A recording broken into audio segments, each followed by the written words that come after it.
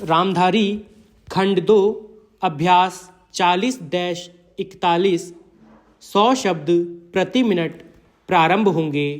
5, 4, 3, 2, 1। महोदय, कुछ लोग आज यह कहते देखे गए हैं कि राष्ट्रीय एकता अंग्रेजी के माध्यम से हो सकती है।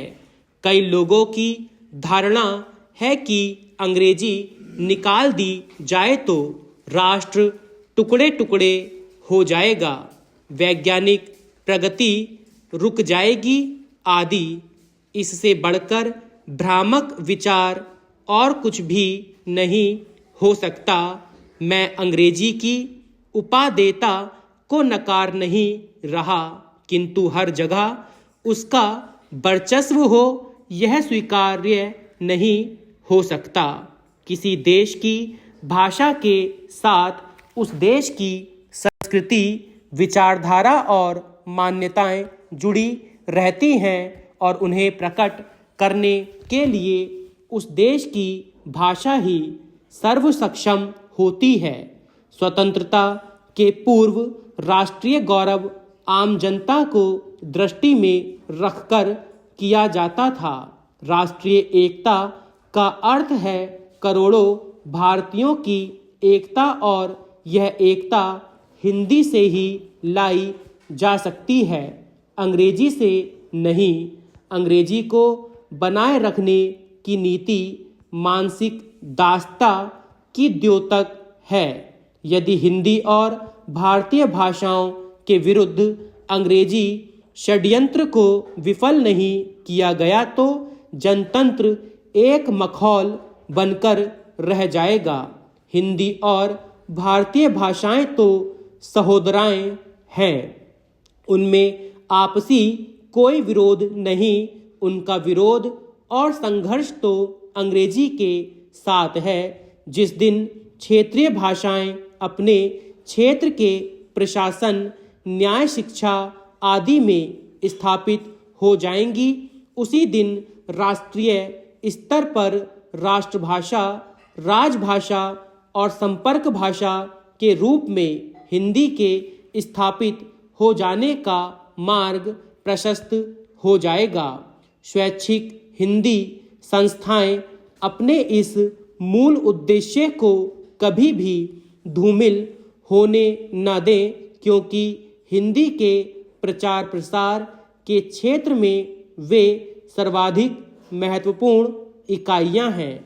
इस दृष्टि से मैसूर हिंदी प्रचार परिषद का यह कार्यक्रम श्लाघनीय है कि वह हिंदी के साथ कन्नड़ जिज्ञासुओं के लिए कन्नड़ की प्रारंभिक और उच्च कक्षाएं एवं परीक्षाएं चला रही है।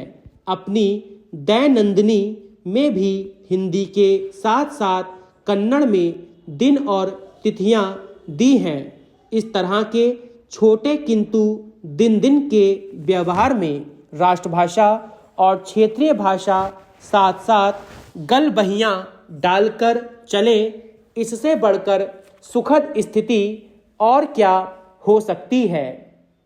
और प्रिय स्नातकों, आज का दिन आपका है और कल का दिन भी आपका ही होगा। विगत महीनों और वर्षों में आपने कठिन परिश्रम कर हिंदी रत्न अथवा हिंदी प्रशिक्षण की परीक्षाएं दी हैं, उत्तीर्ण हुए हैं। आपकी दीक्षा पूरी हो चुकी है। अब आप समाज और राष्ट्र की सेवा में समर्पित हो जाइए। भारतीय भाषा, संस्कृति, उनकी रक्षा, उनका संवर्धन आपके हाथों सौंप दिया गया है। आप दायित्व का निर्वाह कर सकें, जीवन में सफलताएं पाएं, यही शुभकामना है। जिन्होंने हिंदी प्रवेश, हिंदी उत्तमा की परीक्षाएं उत्तीर्ण की हैं, वे आगे बढ़ेंगे, पढ़ेंगे, यही आशा है। इस उद्देश्य की प्राप्ति हेतु स्वैच्छिक हिंदी संस्थाओं की विभिन्न परीक्षाओं को मान्यता प्रदान की गई है। अंत में इस गौरवपूर्ण समारोह में आपने मुझे आमंत्रित किया, उसके लिए पुनः धन्यवाद देता हूँ। उपसभा अध्यक्ष महोदय, मैं इस बिल का समर्थन करता हूँ। मुझे खुशी है कि कृषि मंत्री एक क्रांतिकारी बिल लाए हैं, लेकिन दुख है कि जैसा बिल लाया जाना चाहिए था वह अभी तक नहीं आया है। मुझे खुशी है कि मंत्री महोदय ने बड़ी हिम्मत से यह बिल पेश किया है, परंतु कुछ सदस्यों ने इसका विरोध किया है।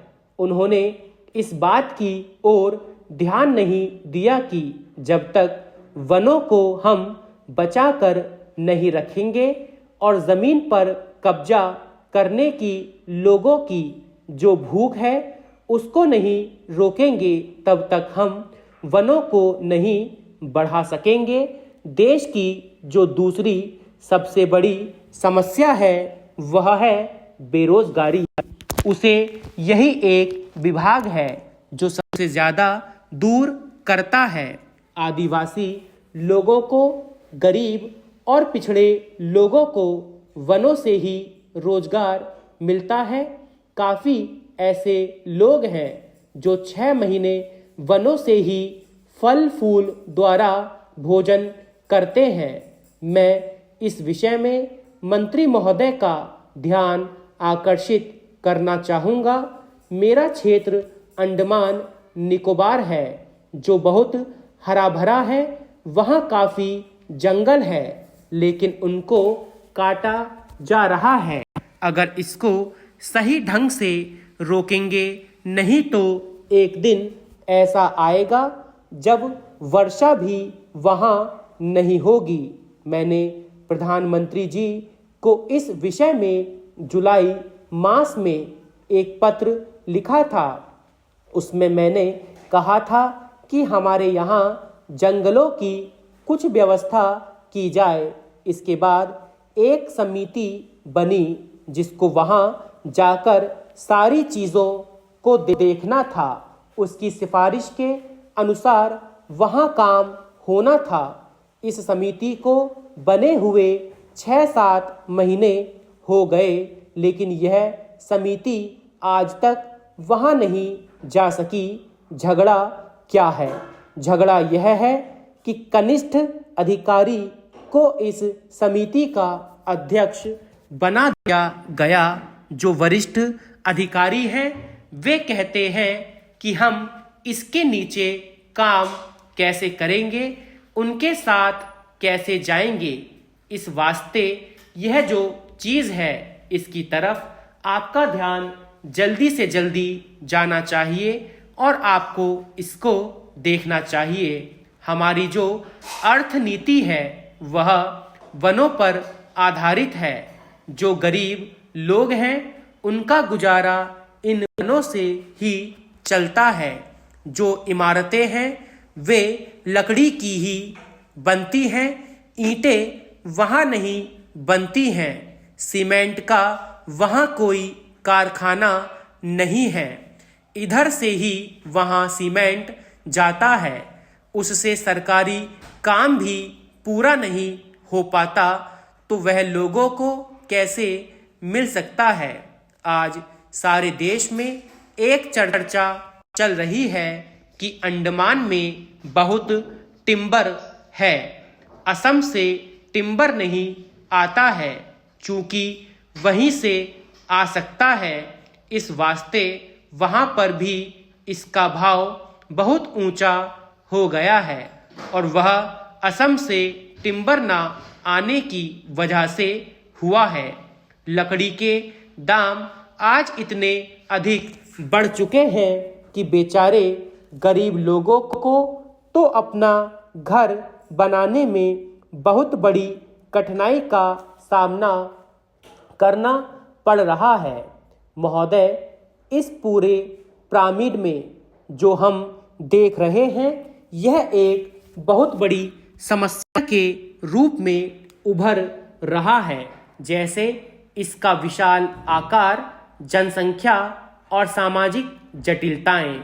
महोदय, इस पिरामिड के कार्यों को तुरंत आवश्यक रूप से देखना चाहिए। स्टॉप।